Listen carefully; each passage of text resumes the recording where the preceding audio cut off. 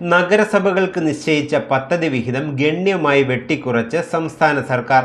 അടിസ്ഥാന സൗകര്യ വികസനങ്ങളെല്ലാം ഇതോടെ സ്തംഭനാവസ്ഥയിലായി. സംസ്ഥാനത്ത് നഗരസഭകളുടെ മാത്രം പദ്ധതി വിഹിതം 400 കോടിയോളം രൂപയാണ് വെട്ടിക്കുറച്ചിട്ടുള്ളത്.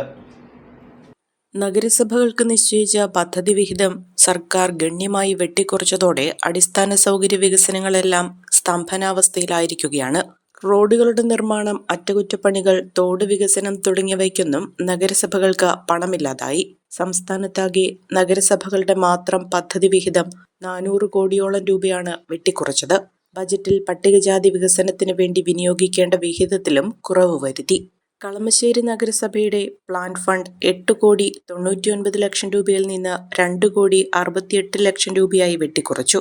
ഏരൂർ നഗരസഭയ്ക്ക് അനുവദിച്ചിരുന്ന 5 കോടി 5 ലക്ഷം രൂപയുടെ വികസന ഫണ്ട് ഇപ്പോൾ അവതരിപ്പിച്ച സംസ്ഥാന ബജറ്റ് പ്രകാരം 1 കോടി 50 ലക്ഷത്തി 49,000 രൂപയായി വെട്ടിക്കുറച്ചു. കഴിഞ്ഞ വർഷത്തെ പ്ലാൻ ഫണ്ടിന്റെ അവസാന ഗഡുവും നഗരസഭകൾക്ക് ലഭിച്ചിട്ടില്ല. പശ്ചാത്തല, ഉൽപാദന, വികസന, ക്ഷേമ മേഖലകളിൽ നടപ്പിലാക്കിയ വിവിധ പദ്ധതികൾ ഒഴിവാക്കേണ്ടുന്ന സ്ഥിതിയിലാണ് നിലവിലുള്ളത്.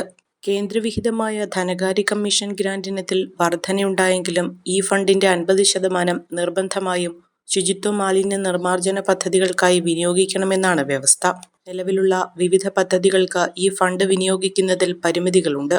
ഓരോ വർഷവും ബജറ്റ് വിഹിതത്തിൽ ആനുപാതിക വർധനയുണ്ടാകാറുണ്ട്.